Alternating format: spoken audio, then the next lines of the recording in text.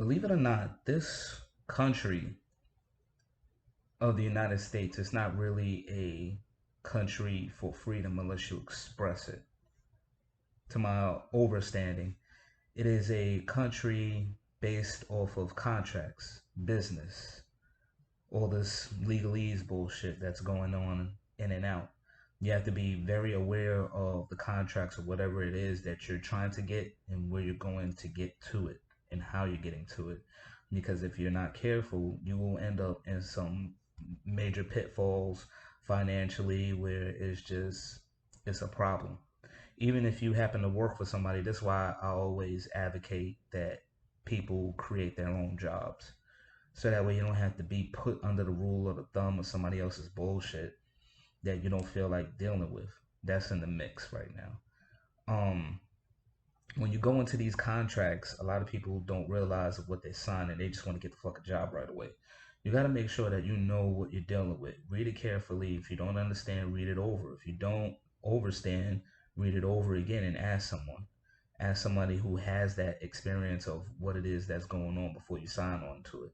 And most of all, before you sign anything, you always sign along the dotted line with all rights reserved, which means that you're reserving your right to do certain things to alter the contract or to even cancel if you feel like, hey, this shit ain't working out. I could withdraw at any time.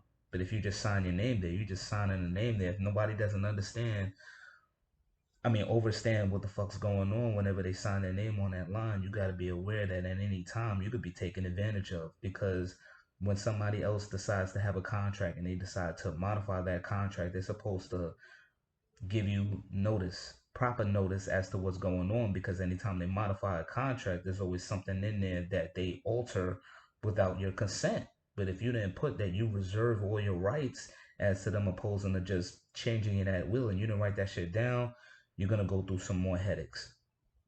That's my,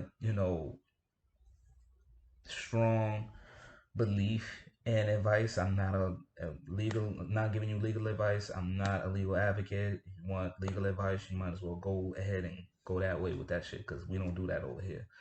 But the best thing I can tell you is this, make sure you understand what contracts you're getting into very, very, very strongly. Every day you go through, you get some shit in the mail that's a contract.